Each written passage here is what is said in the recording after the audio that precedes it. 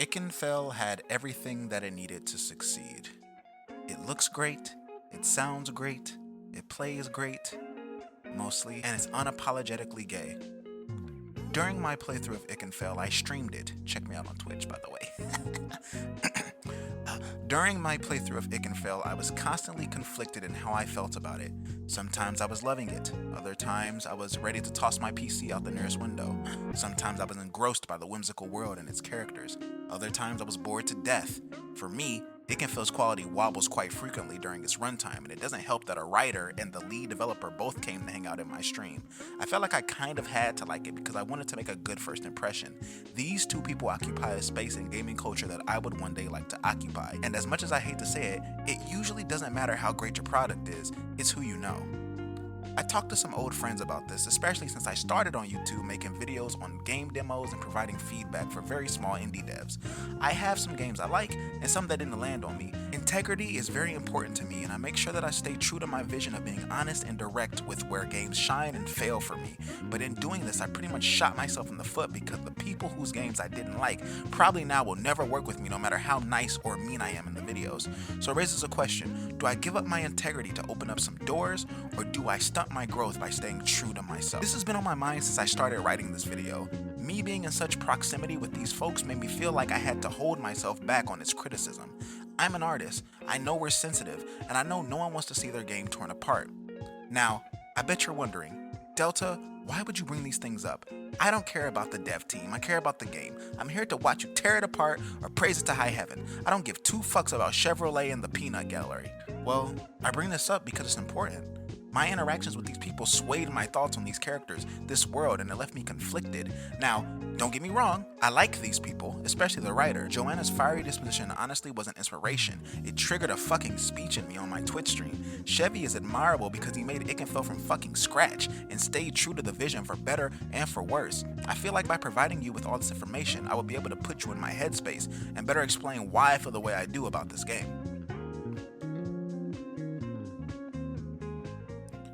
You heard me the first time. Ikenfell is so gay. But don't think that just because it has an LGBT focus, I'm going to pull any punches. Navigating the gay media landscape is tricky, even if you're a part of the group. The LGBT are some of the most loving and interesting people I've ever met, as well as some of the craziest, hive-minded individuals right below K-pop stans. I've found that if you're confused about what something means, like gender fluidity, non-binary, neo-pronouns, then the best thing you can do is educate yourself. Ask your local gay what these things mean, or you can even hit up Google Chan. These might be complex ideas, especially this one, but with a little empathy and understanding, you can easily be brought up to speed. I will not be providing insight on these terms. It's like my man Biggie Smalls said, don't ask me, ask Google. Ikenfell is a story about trust, camaraderie, and homosexuality. You play as Merit? Merita? I don't know how to pronounce this name, and in my conversation with Joanna Blackheart, again one of the credited writers of Ikenfell, they don't know how to pronounce it either. Let's call her Eggs Benedict. So you play as Eggs Benedict, an ordinary teenage girl set out on an epic quest to save her older sister Safina. Before long, you are joined by a colorful cast of characters and you're whisked off to the magical world of Ikenfell.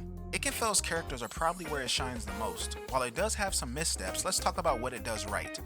I would argue it has great representation, not because of the constant reminder that these characters are on the LGBT spectrum, but because of this character, Ima. Z's strong, reliable, and smart, and a fucking painter mage. That's cool as shit. Z also uses neo-pronouns, so Z goes by the pronouns of Z and Zir. You heard all of that right. I promise I didn't stroke out in the recording. Every single time I've ever seen the pronouns Z and Zir used, it was in a joke or in a satire video of the radical left and how they're ruining Christmas or whatever the fuck people be mad about. I've never seen it in a positive light. The game takes itself seriously on these tones, and I commend it for that. Now, granted, referring to someone who looks like a she/her as a Z0 was kind of weird at first because I kind of been conditioned to assume people's gender, but throughout the game I adapted to it, and while it still doesn't quite feel natural to say out loud in a speaking sense, I don't feel like it takes anything away from the character. I like the role that Ima plays in the story. Zier's like the fucking Hokage. Ikenfell's cast of characters is good for the most part, but no one stands out quite like Gilda. Gilda steals the show in almost every single scene she is in, and if I'm keeping it honest, she's probably the best character because of it. Her personality was carefully woven into her animations, her fighting style, her dialogue. She feels real as she jumps around the room spamming lightning strikes and simps hardcore over Eggs Benedict. This is how a character is done. All the other characters are good, but that's just it. They're good. Gilda is a great character. Every other character except for maybe Oxley can kind of be boiled down to one word. Petronella, shy. Rook, nerd. Eggs Benedict? Throughout my playthrough, I could never find myself latching onto any of the characters because I can't relate to their plights. Petronella seems to just be shy. A deeper character arc is hinted at in Rook's theme, but in the actual gameplay, they are just a vessel to push the story forward until Ima becomes that vessel. Patricia is just annoying, but Gilda wants to be great. The game tells us over and over and over again, Gilda is weak, a failure, way below average, and now all of a sudden she is strong and unique. When she breaks down because she couldn't beat Eggs Benedict in a duel, that shit hit me. Gilda's story is about self-worth, and I didn't have to go looking for it. It was told implicitly and explicitly, making it feel like her personality existed both in and outside the confines of the game. Eldra, Bax, Safina? I'm not ready to talk about you yet, but here, we can talk about Safina. Safina. I'm conflicted about Safina because I'm unsure how I feel about her role in the story. The game constantly flip-flops between her being the bad guy and just being a shitty person. After 20 hours, the story decides she's just an asshole, and the payoff in the game's ending left a little more to be desired. You could argue that it's realistic. Eggs Benedict showed maturity in how she handled the situation with her sister, but shit. If I were Eggs Benedict, I would have tossed Safina some gloves because I would have needed her hands. I think what obsessed me the most about her character is the fact that it's implied that she gets better off screen, and I felt kind of robbed. In my head, I wanted her to get shit on by her so-called friends. I wanted to see everyone tear into her because she deserved it, but instead she just says, I'll work on it. Huh? This isn't bad, but I just wish I could have witnessed her path to redemption.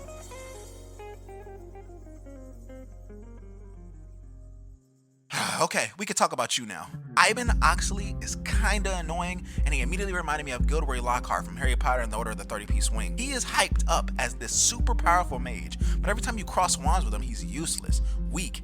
Every antonym you could think of for the word strong mage, it applies to him. It was annoying how the game was pushing that he was this almighty beast, and I found myself rolling my eyes along with Eggs Benedict because it's obvious that Bax is the strong one. But I'm a fucking idiot because turns out, okay, Oxley is the strongest mage, not because he has some natural affinity for magic or whatever, but because he's this fucking demon thing. Can't even lie, didn't see this coming at all. But does this reveal do anything for his character? Nope. Every time Oxley is on screen, it's him and Bax being gay.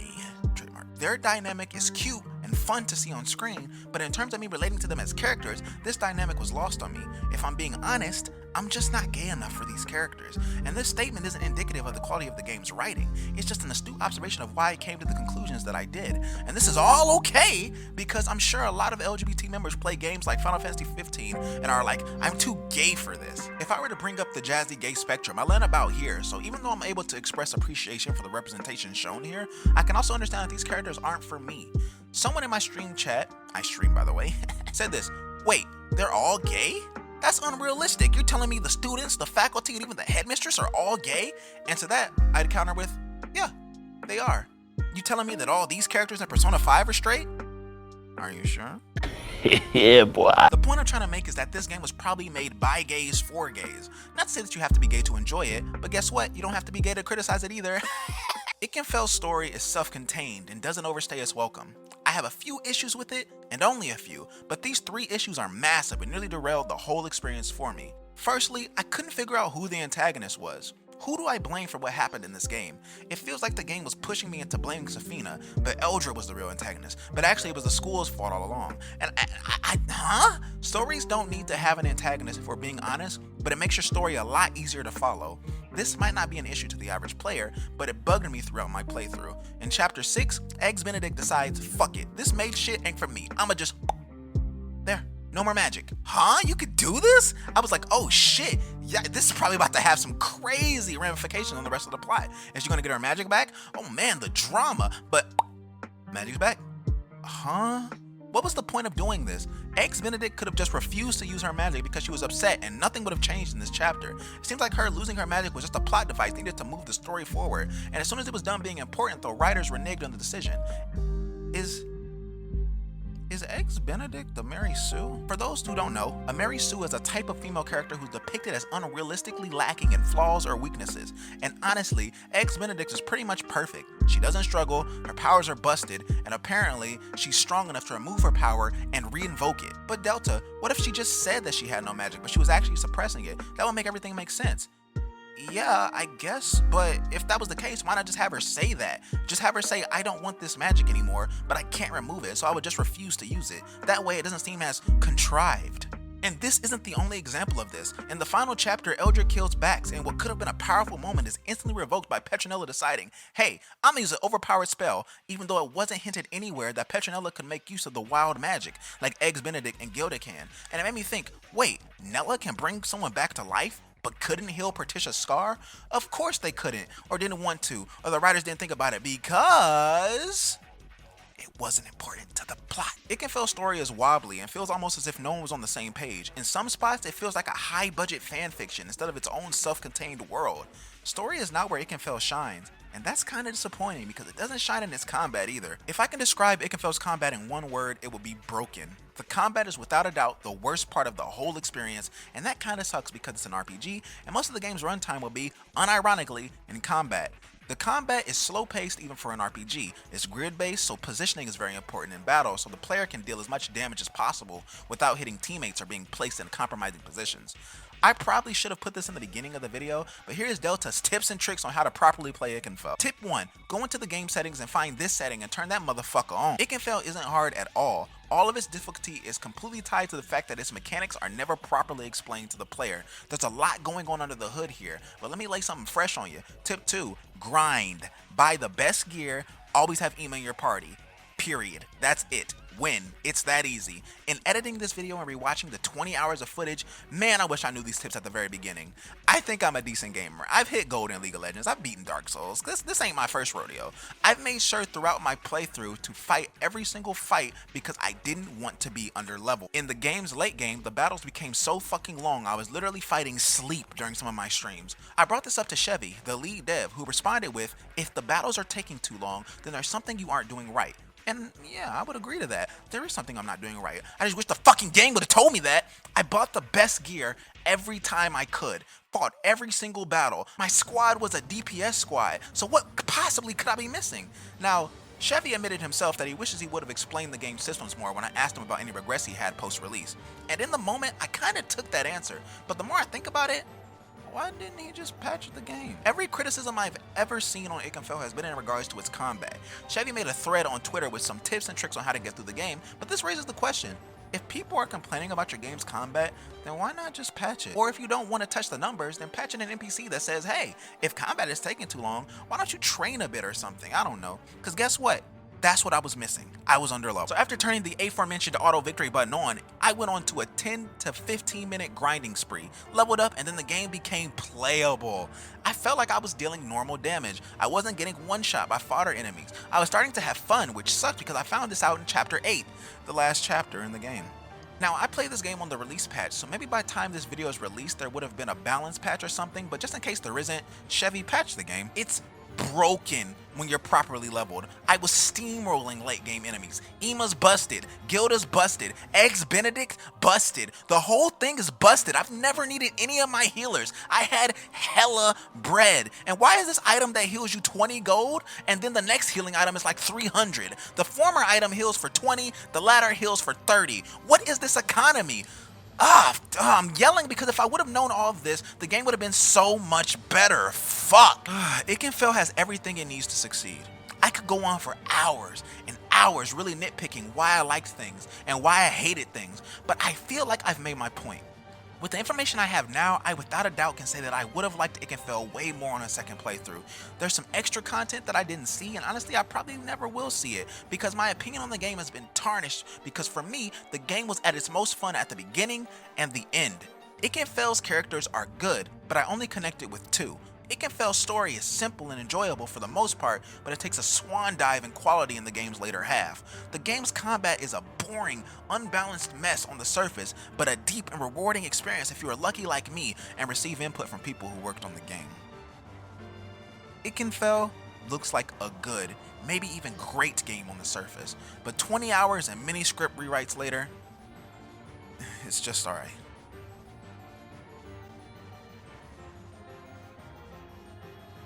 Thank you for making it to the end of the video. I really appreciate you. This video worried me in making, but I'm very happy to finally get my thoughts out.